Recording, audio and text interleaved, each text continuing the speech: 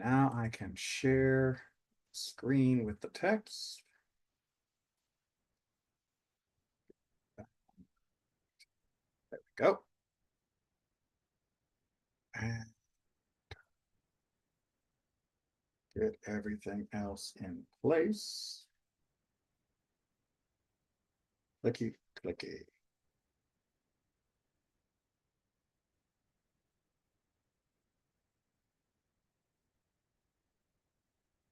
All right. Looks like the technology is cooperating well enough. So we can give it just one more sec for last minute logins. Well, I say last minute, if someone logs in half an hour into the class, that's still welcome. Any study's better than no study, but I'm not going to wait half an hour just to see if someone does log in. And of course, that's one of the reasons why we have the live stream, is precisely to make sure that everyone can catch up to it if they happen to have missed it the first time round.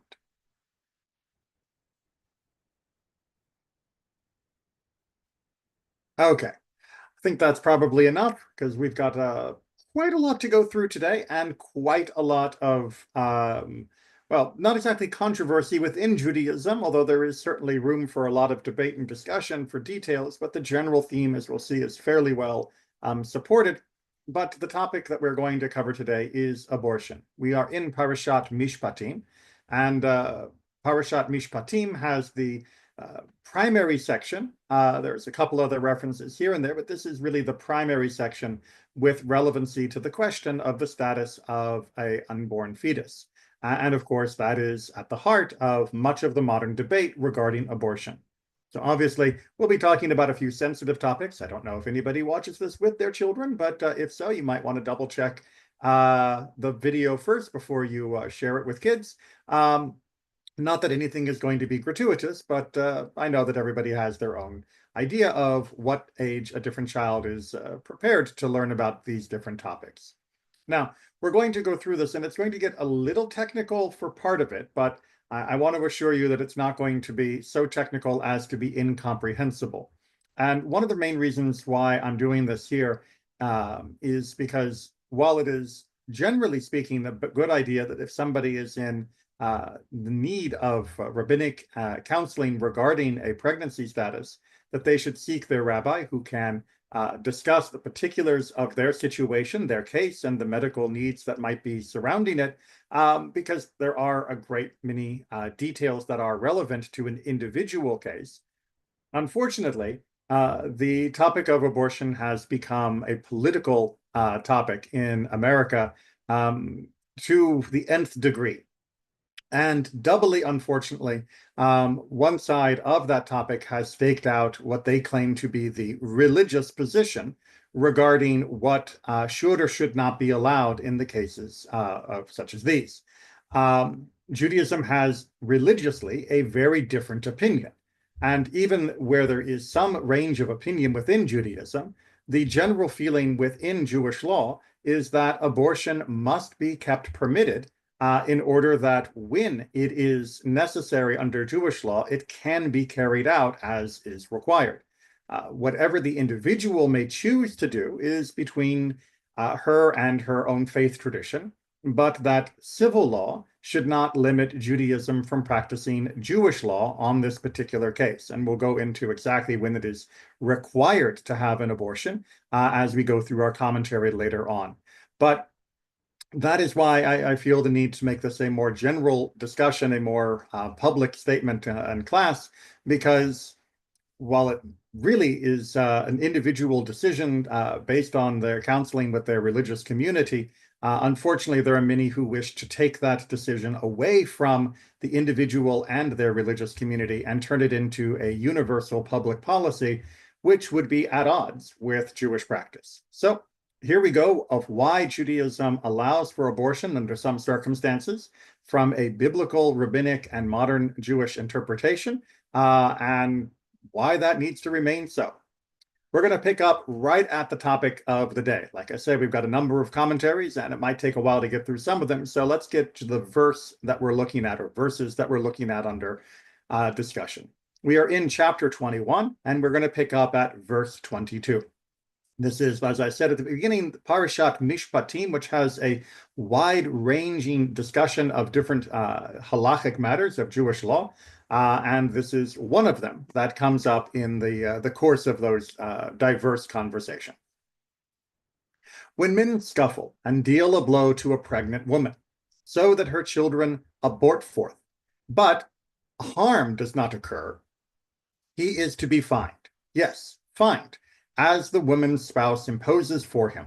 But he is to give it according to assessment, or only according to assessment. All right, I want to point out a couple of details before we get its conclusion verse here, or the concluding phrases here, that are going to be more relevant for our commentary discussion. So we are looking at a fight, right? That's where we're starting. And we have a blow landing on a woman that is pregnant. Now, these two words here are where there is a great deal of confusion in the non-Jewish world. I should say there is a great deal of confusion in the modern non-Jewish world. Ve'atzu yeladeha, which can literally be translated as her children go forth. Now, as you can imagine, there are some very modern translations that translate it as just that, and then lean on their own interpretation of those words to imply that this is describing a premature birth, not a miscarriage, not a form of the loss of the child. Now, why is that wrong? Well, for a couple of reasons. One, we can simply look at the tradition. That is to say, there is an interpretive tradition of these texts that goes all the way back to, well, the first documents that we have, at least 2,000 years ago within the Jewish world, and almost a similar amount within the Christian world, where these two words are read as meaning an abortion, meaning a miscarriage, that the child, the fetus is terminated, is not viable when it exits the mother at this point, and that this language is describing precisely that. The fact that it says ve'atzu does not mean that the children come out okay, because if that were so, then we would also not have the rest of the verse. Because if the children came out okay, or if the child came out okay, and we'll discuss how we can find some of those details a little bit in a second, then we would not have a penalty being levied in the remainder of the verse. After all, we don't make a penalty for no damages done. There would still be a penalty for the harm to the mother, of course, because that's basic tort law. If you injure someone, there are penalties to be assessed. But this is, in its grammatical structure, saying that there is either a penalty being assessed, or there is going to be, as we'll see in the next verse, a death penalty for a loss of life. If this is merely talking about a premature birth, where the child that comes out is not passing, is not dying from the injury sustained in this fight, then none of that would be relevant. We also know from historical context, not only within the Jewish world, but also within the law codes of the ancient Near East throughout this region, that very similar laws were enacted of a very similar type. They were not quite as homogeneous. Many of them made much more allowances for the social status of the different participants, meaning that if somebody was a noble who was attacking a commoner, or a commoner attacking a noble, that would make a difference in the penalty, something that Judaism absolutely forbids, and one of the major turning points in the themes of justice for the entire world at that point. And we can see in those other law codes that this is also talking about a miscarriage, that this is talking about a termination of the pregnancy because of the injury. So the language itself does not mean that the child is born premature. The logic does not mean that the child was born premature. And the structure of ancient Near Eastern culture and law codes that were found in all of the surrounding communities do not talk about a child being born premature. They talk about a miscarriage. So we have very strong reason to believe that this is, in fact, talking about a miscarriage, but we will talk about that in more detail when we look at our specific commentaries as well. So with a miscarriage and no other harm, this is that word ason, which we're going to have to also decode a little bit here, then there is a fine that is placed upon the assailant, um, meaning that if there was a miscarriage, then there is a monetary penalty for the loss, but there is no additional penalty imposed. However, verse 23 tells us, but if harm should occur, we get this word ason again, then you are to give life in place of life. Nefesh tachat nefesh, life for life, is the classic phrase, often referred to incorrectly as lex talionis. I always forget the pronunciation on that, excuse me. The idea of a precise retribution. And this is doing that. We've done many classes before where we see that this is not, in general, what people imagine, especially when we get to the eye for an eye and tooth for a tooth phrasing. But here in verse 23, we do know that this form of negligent manslaughter, where two people were fighting and they accidentally hit the woman and she dies, that does carry with it a capital punishment as its proper penalty. So if there is just a miscarriage, there is a monetary fine. If the mother is actually killed, then it is considered a capital offense. And then we go into the language to remind ourselves of this proportionality: an eye in place of eye, tooth in place of tooth, hand in place of hand, foot in place of foot, burnt scar in place of burnt scar, wound in place of wound, bruise in place of bruise.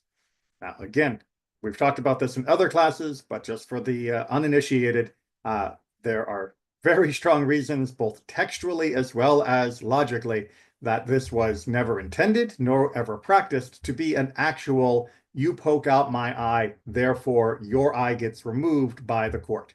That was not at all the Jewish practice, based upon the textual connections to other references that are similar to this, as well as to the simple logical underlying issues, because the classic example given in the Midrash is, if a blind man pokes out a sighted man's eye, then how will he be punished? You're going to poke out his eye? Big deal. Likewise, if a man with two eyes pokes out a man who has only one eye, remaining eye, well, he has now rendered him blind. Do we poke out only one eye from the original attacker? That would leave him with half sight, whereas the other is now fully blind. Is that really proportional? Is that fair? The answer to both those questions are no, that would not make any sense. And that is why this is simply trying to teach us, in difference from all the other ancient Near Eastern codes, that if you poke out an eye, you are punished for the value of that damage. You are not punished based upon their social status. You are not punished based upon any other considerations. It is proportional to the damage that is done. And that may sound obvious to us, and if so, great. Torah has done a good job over the last 3,000 years of making sure people feel that that is the correct answer. But honestly, it wasn't until the very early modern period, only about 500 years ago in Western Europe at least, where that idea began to take hold, where people actually believed that punishment should be strictly proportional. Okay, now we're not going to go into that completely because we are going to look into this topic of abortion, and I want to dive in without further ado. So we're going to start off by looking at our verse again. I've got it written here on our study sheet, so it's a little easier to refer back to. When men fight and one of them pushes a pregnant woman and her children exit, but no ason ensues, the one responsible shall be punished according to the woman's husband, according as the woman's husband may exact from him, the payment to be based on reckoning. But if ason ensues, if there is this ason, this damage, the penalty shall be life for life, etc., as we did. Okay, so we're going to take a look at Mechilta. For those that don't know, Mechilta is one of the earliest strains of rabbinic writing, one of the earliest layers of rabbinic writing.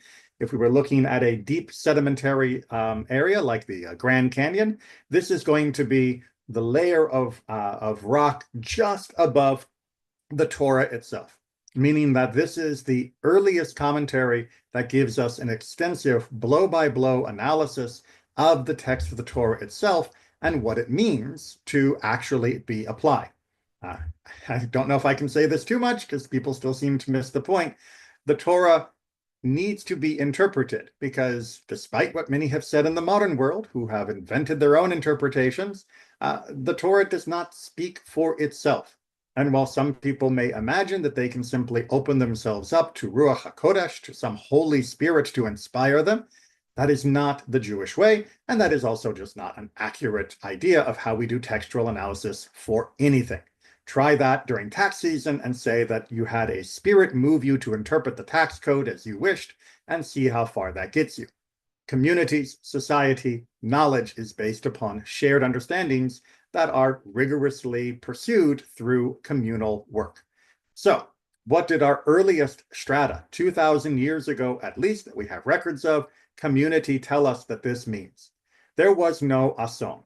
So, this phrase ason, this damage or extra tragedy, this extra harm, is referring to the woman.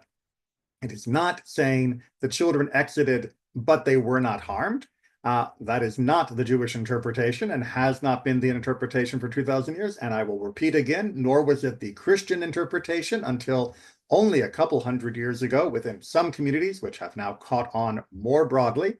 But that classically, both Christianity and especially Judaism has always focused on this idea that the ason, this damage, is what is being done to the woman, not what is done to the fetus. Then, if the children exit and there was no damage to the mother, then we will surely punish. What are we punishing with regards to the fetuses? We're using the plural because the original word happened to be plural. And so that's our that's the usage of the plural here in the interpretation. So if there is a miscarriage, but the woman is unharmed, then there will be an assessment. This punishment, this reckoning, will be based upon the actual fetus that was damaged.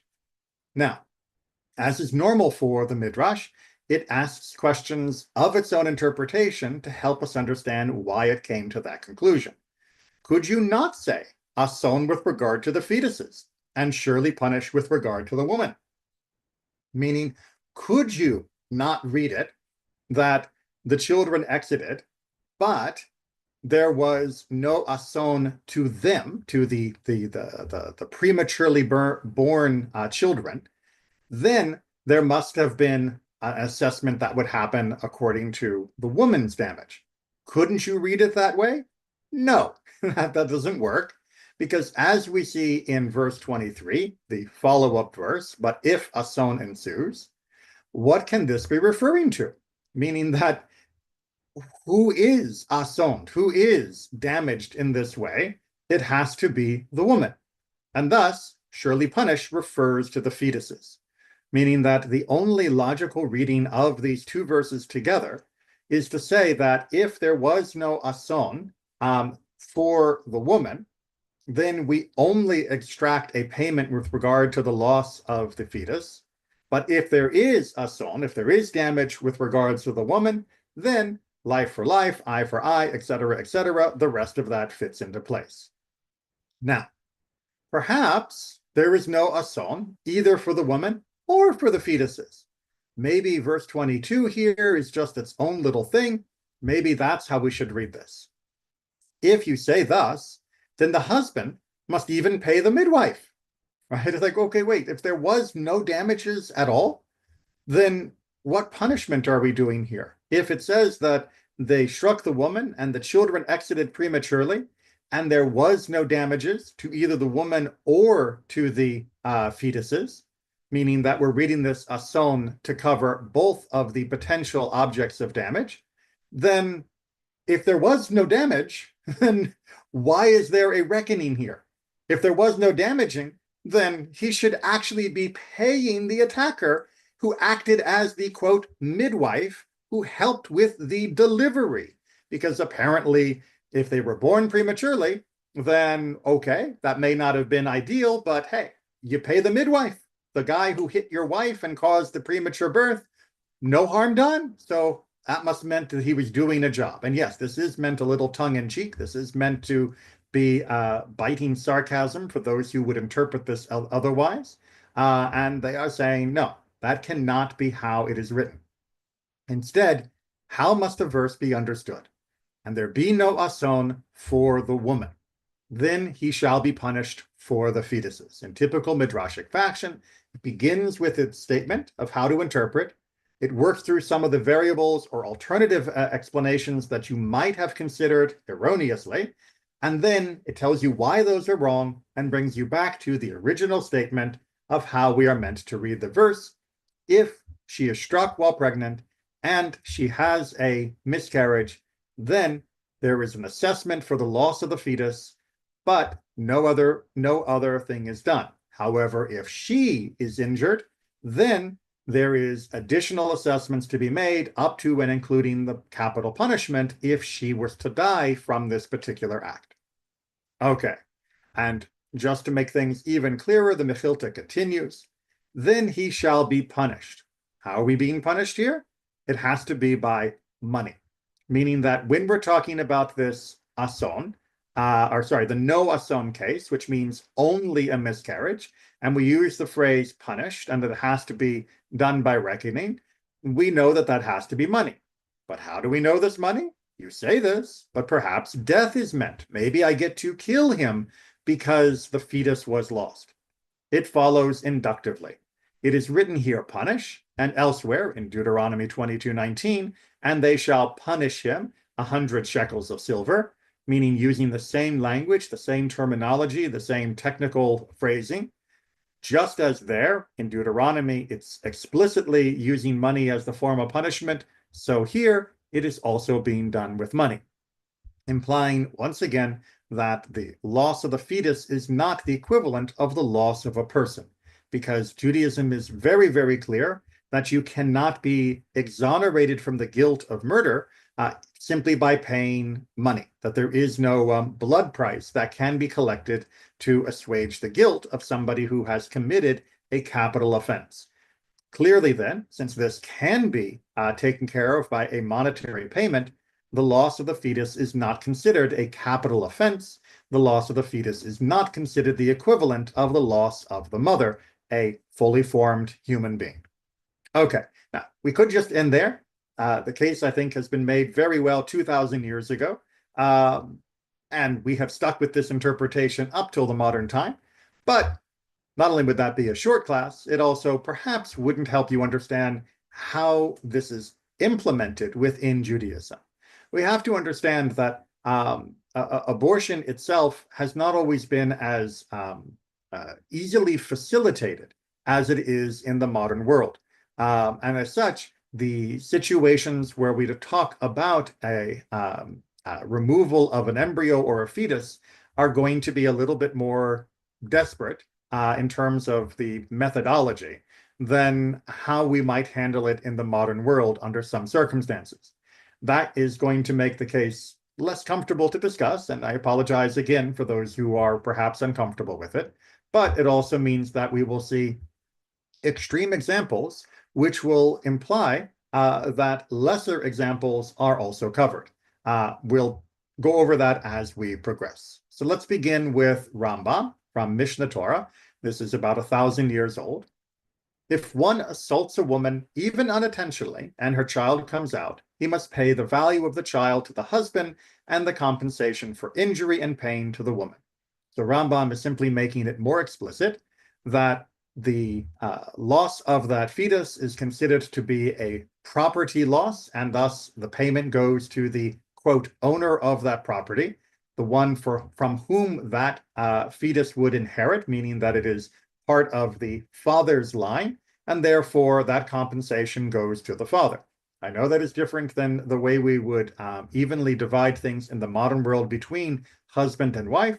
This has to do with the economic structure of the ancient world where property was held by the ancestral rights of landowners, which were passed along patrilineal, father to son, father to son.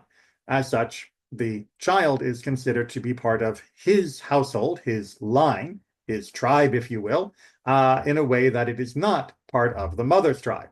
Thus, the damages were done to his line, and he then receives the compensation. As opposed to the woman herself, any injury and pain that is inflicted upon her herself she is given that compensation, right? It happened to her, she receives that payment. If she was kicked by someone's cow, doesn't matter that she is part of her husband's household now. She was the one injured. She is the one who was going to be compensated. So that's just trying to make that clear. But let's go back into how we apply the issues at hand in some terrible situations. Going back to the Mishnah, now we're going back more than 1800 years ago, at least for the written version. If a woman's labor becomes life-threatening, the fetus is dismembered in her womb and then taken out limb by limb, for her life comes before, meaning in prior to more and the hierarchy of needs, the life of the fetus. Once most of the child has emerged, it is not to be touched, for one life is not put aside for another. All right, so we have two different cases here. One is where the delivery, is not working. And this is an unfortunate situation that still happens today, but we have much better medical technology to help in such circumstances, thank God. Otherwise, my own wife and my daughter would not be with us. But in the ancient world, there was very little that could be done. And you had to make a decision in the ancient world. Do I try to save the mother at the loss of the fetus, or do I try to save the fetus at the expense of the mother? Because that was pretty much the only option you had. The idea of a successful and recoverable cesarean was not in anybody's thinking until very recently. While it might be attempted, it almost certainly would mean death to the mother and would not necessarily improve the chances for the child beyond the already precarious chances that a child would have in the ancient world, having just been born, even under normal circumstances. Well, Judaism tells us that we don't have that choice. That, as a matter of fact, if the delivery is going that badly and the mother's life is now in danger because it is not progressing the way it should, and there is no sign that it is going to, then you do not have a choice. The fetus is killed. That is to say, with invasive procedure, the fetus would be dismembered, would be cut inside the mother, and then the pieces extracted. And yes, I know that is grisly, and I know that is horrible, and be thankful we live in the 21st century where this sort of thing is not a common necessity. Just be very, very appreciative of that every single day. However, in case two, once most of the child has emerged, meaning that the delivery has gotten to a certain point, but now is stuck, we are not allowed to do that.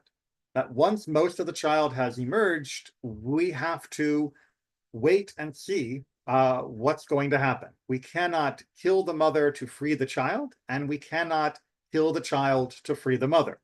Because, as Mishnah puts it, one life cannot be put aside for another. You can't just say, I'm going to kill this one. There are two people who are hanging on a rope, and you have to cut the rope to save one, but cutting that rope is going to send the other one to their death. You are not allowed to cut the rope and save one. You cannot deliberately cause the death of another person to save somebody, especially when that other person is not deliberately endangering the life of the other one. Obviously, in the case of a criminal attacking somebody with murderous intent, we are allowed to take their life, and that's going to be very important in the next paragraph.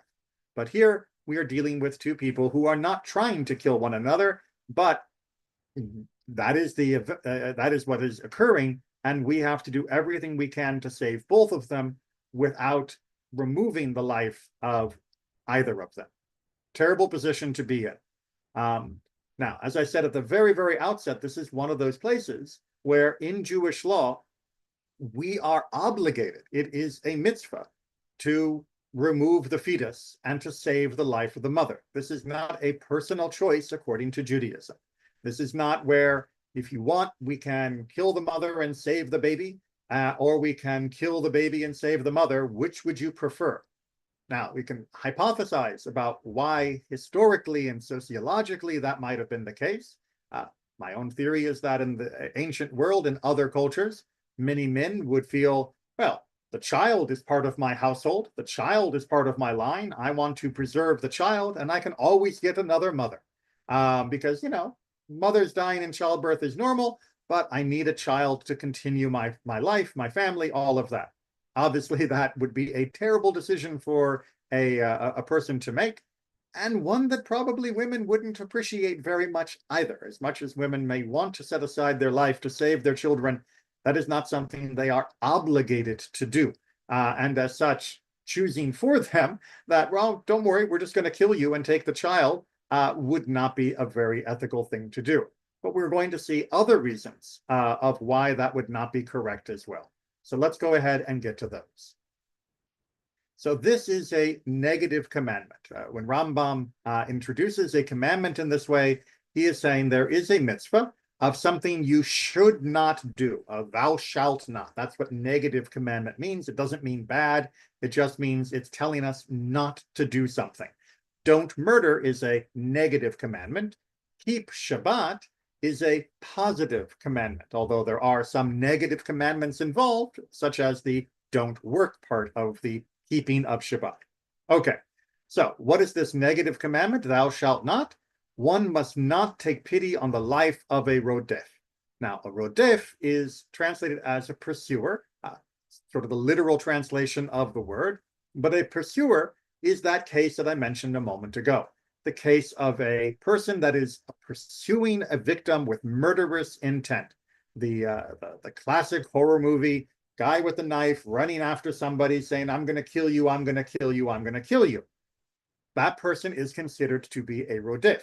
And it is a mitzvah to stop them, because we would be violating the mitzvah. We would be breaking this negative commandment if we didn't, because we would be showing mercy to somebody in the midst of a murderous rampage. And that is not allowed. We are told specifically, we know you don't want to take someone's life, but in a situation like this, where one is pursuing another, you do not have the luxury of taking pity upon the pursuer. You must stop their pursuit, even at the cost of that pursuer's life. What does this mean in our case? Therefore, the sages taught, if a pregnant woman's labor becomes life-threatening, it is permitted to dismember the fetus in her womb, either by medication or by hand, for it is like a rodef who is pursuing her to kill her. So he takes our Mishnah and about 800 years later, puts it into a slightly more expansive narrative and explanation, and says, indeed, yes, that up to the very last moment of birth, we are not only allowed to, but we are required to have an abortion against a fetus that is causing a life-threatening situation for the mother. And we do so because we are going to treat it like, not 100% a rodef, but very similar. And we're going to treat it like a pursuer for whom, yes, we would normally be moved to mercy, but in a situation like this, we do not have the option of being merciful, because our obligation, our commandment, is to save the life of the mother. But from the moment his head emerges, he is not to be touched, for one life is not to be put aside for another, for this is the natural course of things. As we talked about in Mishnah, once the child is now partially out, we can't pick winners. We just are going to have to allow it to play out while trying to support both mother and child as best as possible, which is much better in the modern world than it would have been in Rambam's time. Now, the Sanhedrin is going to give us a little bit of a debate on this point, as we'll see. Rav Chisda objected to Rav Huna. If its head emerged, it is not to be harmed, like we've just said, for one person is not to be set aside for another. But why? It is a rodef. It is a pursuer. So if you're going to say that it's like a rodef, then even when it's partially out, the child is still endangering the mother. Yes, it's partially out, but it has not stopped pursuing her life. It is still an instrument of death that is being wielded against her. So why should we not harm the child that is partially through delivery when it is still causing this danger? There, it is different because she is pursued from heaven, meaning that once the child is partially delivered, then we now consider it no longer to be a pure case of the child is pursuing her, that the embryo is the primary source of violence against her. Instead, at this point, we say they are both essentially subject to a heavenly situation. This is, as the insurance companies would call it, an act of God. It doesn't mean that it's literally pursuit by heaven. It doesn't mean that we should think that heaven has something against her or against the partially born child. But we should say at this point, we cannot blame the fetus. It is no longer a purely a pure case where it is the source of danger and therefore it must be removed. Now it is a more open-ended situation. All right, just give me a quick second to re-lubricate my throat. There we go. All right, let's go back into the Mishnah a little bit and see what else we might be able to learn about these unfortunate, horrible situations. A woman who is taken to be executed. The court does not wait until she gives birth. But a woman who sat on the travailing chair, the court wait until she gives birth. All right, so capital crime. She must have committed some capital crime. And she's pregnant. Do we wait for her to give birth? Or do we execute her as the law normally would demand once the case has been properly concluded and all of the other details have been taken care of? The answer is we execute her. We don't say that the fetus inside delays the birth. Now, if she has gone into labor, then we will wait for her to go ahead and give birth. But if she is not in labor yet, then no, she is executed. How does this get explained? Well, the Gemara, the Talmud, continues its own analysis. Isn't it obvious that the court executes rather than waiting? The answer is always, well, you might think it's obvious, but why? It is part of her body. So it is obvious in the Talmud's term that, of course, we are going to execute her without waiting for the birth, because the fetus is still just part of her. We wouldn't wait for her hair to fall out. We don't wait for the fetus to come out. It's just another part of her. And therefore, when she is executed, it is with all of her parts that are executed, including the fetus inside of her. So that is very simple and straightforward, says the Talmud. But we still have to teach it because you might have had a mistaken idea. What is that idea? It was necessary to teach this, as it might enter your mind to say, and just a quick note, every time the Talmud says it might enter your mind to say, it means you would be wrong for thinking this, but there are good reasons why we can prove that it would be wrong too. Why would you enter your mind to say that since it is written, he shall be fined as the woman's husband shall place upon him, that the fetus is property of the husband? So you might have said, no, I can't execute her while she's pregnant, because then I would be destroying the husband's property, because after all, it is the husband that collects when the fighting takes place that we saw back in the book of Exodus. So therefore, I can't destroy his property while executing her. I need to wait for the delivery. If so, the court should wait until she gives birth before executing her and not cause him, the husband, to lose the fetus. So you might have thought that. However, the Mishnah had to teach us that the court does not wait. That's why the Mishnah has to tell you, don't wait. Even though everybody agrees that at this point it is part of her body, someone might have argued that, well, yeah, maybe, sort of, but isn't it also his property? And the answer comes back with, yeah, maybe, no, it's still part of her body, therefore we do not delay the execution. Rabbi Abahu says that Rabbi Yochanan says, the verse states, if a man be found lying with a woman married to a husband, then they shall also both of them die. Both of them comes to add her fetus, teaching that it dies together with her. So an additional proof text is brought here by Rabbi Yochanan originally to say that when we execute people who are committing adultery, that even if the woman is pregnant, and it doesn't matter with whom she has been impregnated, it could have been her actual husband or it could be her lover, that is not material to this point, that when we say both of them die, that by adding in the phrase both, we are including the fetus as well. Now, you might be thinking, but isn't that what both means? Well, no, that's what, sorry, isn't both mean her and her lover? No, that comes from the word them, because we could have simply read the entire verse, could have been written, they shall die, with they meaning both her and her lover. Both of them brings this word both in seemingly unnecessarily, and Judaism does not believe that God uses words unnecessarily, to teach us that both of them means her and her lover, and the unborn fetus that is still within her, that comes as part of the both of that clause. And as we go on for the second part of our terrible situation, with regard to a woman who sat on the travailing chair, she's been convicted of a capital crime, but she's in labor now.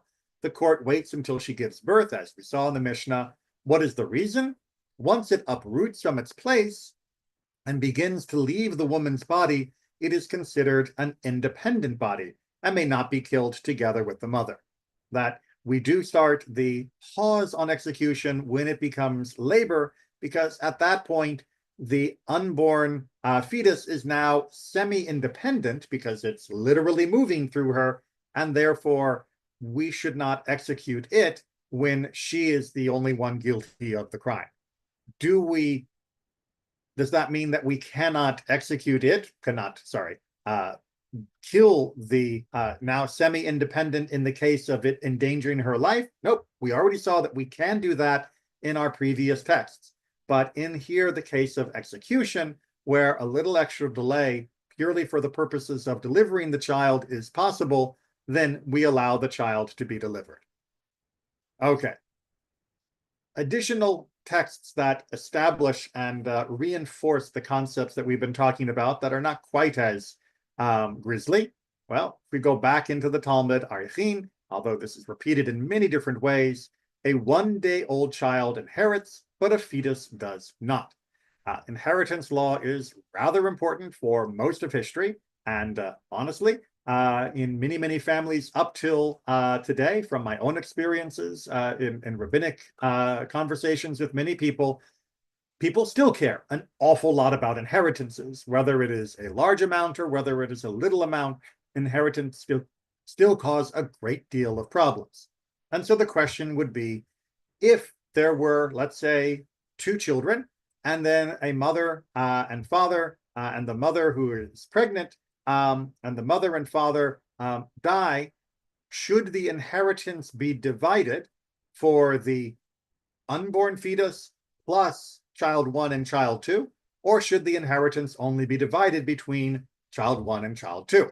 That may sound like it's immaterial because, after all, if it's a fetus, what's it inheriting? But there are some edge cases where, having had to divide that inheritance into more portions because of the unborn, could change the situation. And the most famous, of course, is with regards to levirate marriage. Levirate marriage being the case where a man dies without leaving a child, then the wife is obligated to remarry the brother-in-law in order to give the deceased a surrogate child. Well, if we say that the unborn is a living entity in complete legal rights, then that would mean that if there was a pregnancy, we no longer need to worry about levirate marriage. And you need to understand that we're talking about the ancient world where there might have been more than one wife, and it would be the living wife, not the deceased one who was pregnant, that would then be no longer obligated to marry someone else because the fetus fulfilled that category of a child of the husband, even though the fetus died before being born. That is not the case.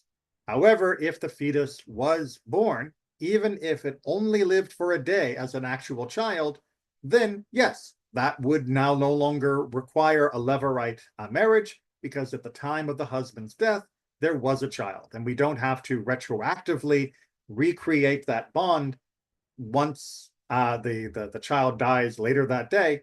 That is not necessary. We only take care of levirate marriage if at the moment of death there are no children. So for many legal positions throughout Jewish law, we do not treat the unborn fetus as though it were a child. However, any child once born, even if they only last for a moment, is treated completely as a separate, independent, and legally distinct entity under Jewish law. Okay, continuing on into some of the more the later commentaries. The questioner asks about an adulterous married woman who is pregnant. And this is a good question. It appears to me to permit her to abort.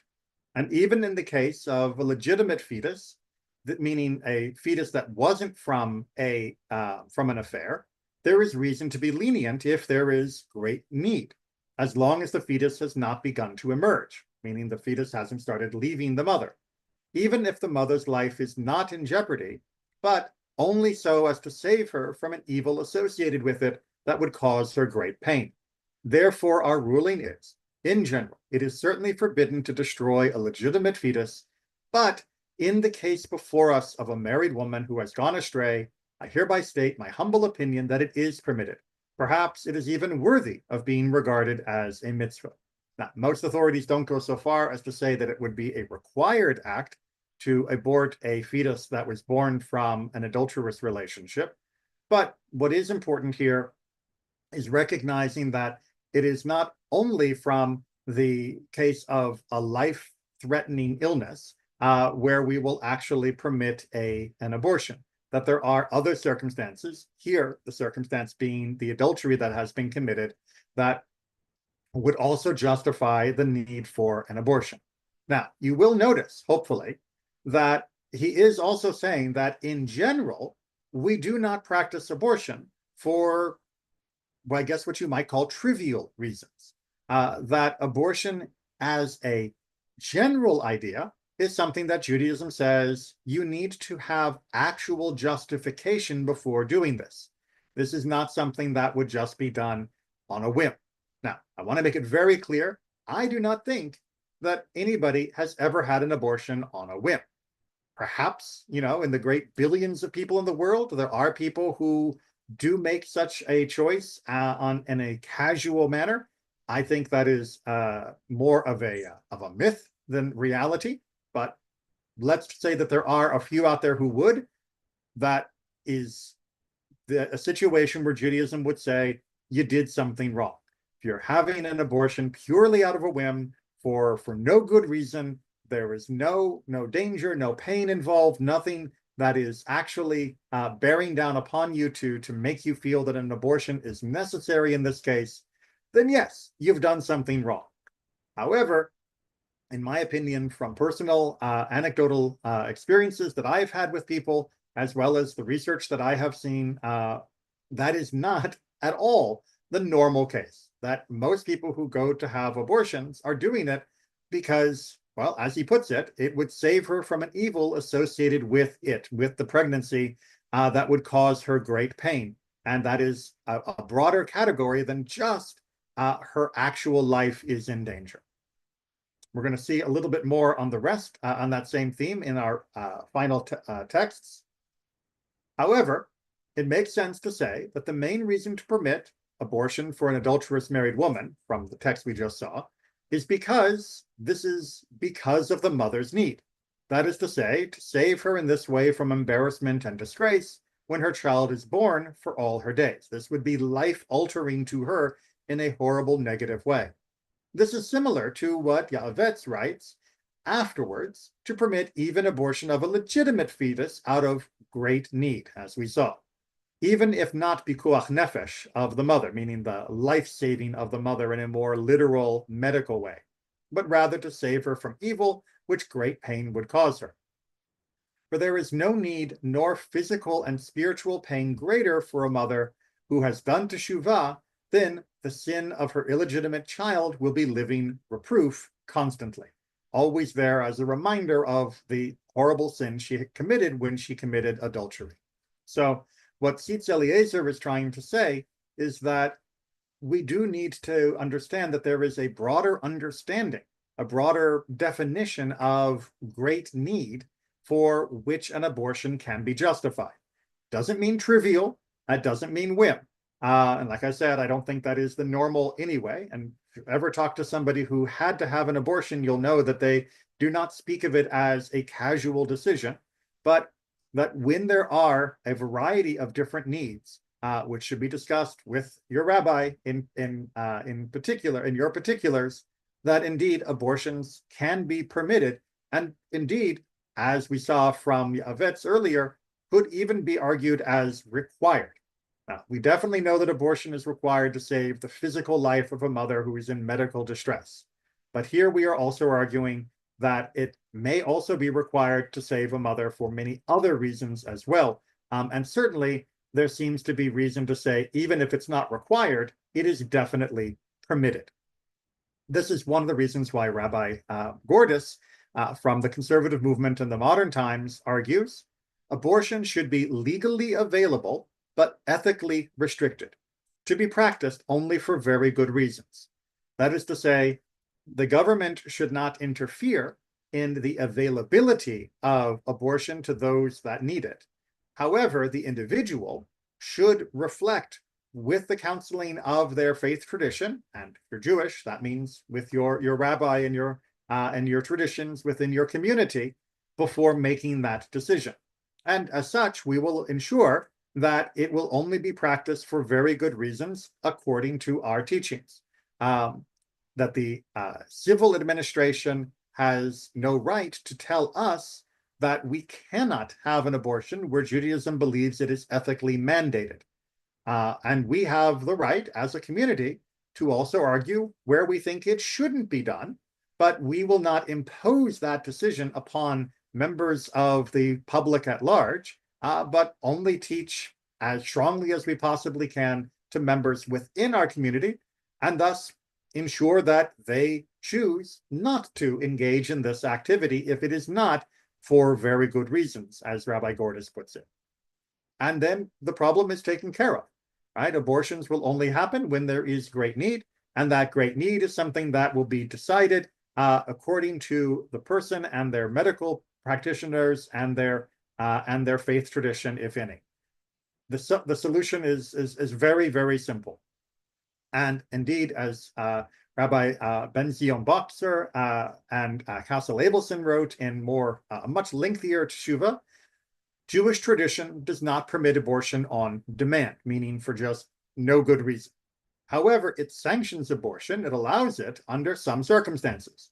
The Rabbinical Assembly Committee on Jewish Law and Standards, which is part of the conservative movement, takes the view that an abortion is justifiable if continuation of pregnancy might cause the mother severe physical or psychological harm, or when the fetus is judged by competent medical opinion as severely defective.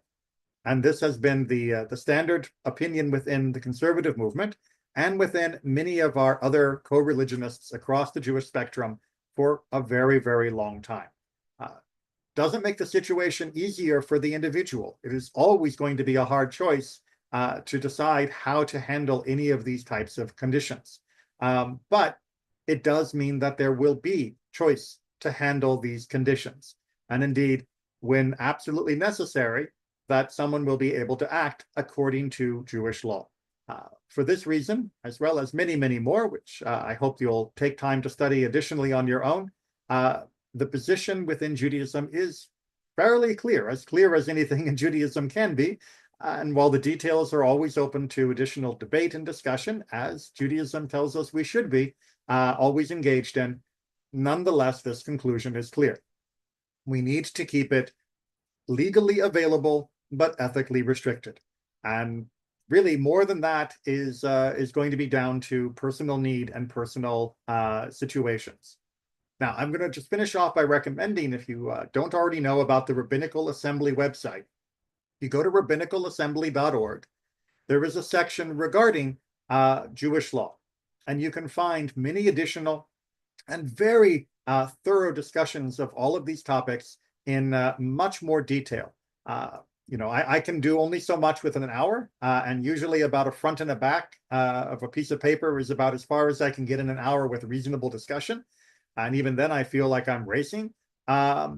There are position papers that are many dozens and scores of pages long, which would take much, much longer to go through. If anybody would like to read them, they are freely available. We don't hide our opinions.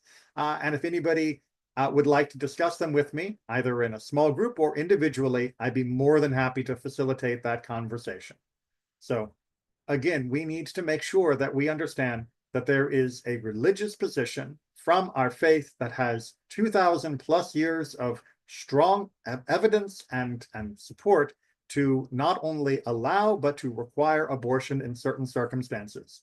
And we need to continue to defend that in order that that continues to be possible, that continues to be permissible, that we are able to actually act as the way God has asked us to act as Jews. And it's unfortunate that this has become a political issue because politics makes all of this so much harder. We need to recognize that there is the need of our faith and there is the need of the people involved in these crises. And that needs to be our primary focus, not scoring political wins, not trying to gain political territory, not trying to promote one religion over another, God forbid, but trying to take care of what we believe God has asked us to do, and more importantly, what needs to be done for the lives of those that are being intimately affected by these decisions. I will leave it at that. And again, my door is always open, or any other means of communication for that matter, to continue the conversation. Take care, everyone, and be well.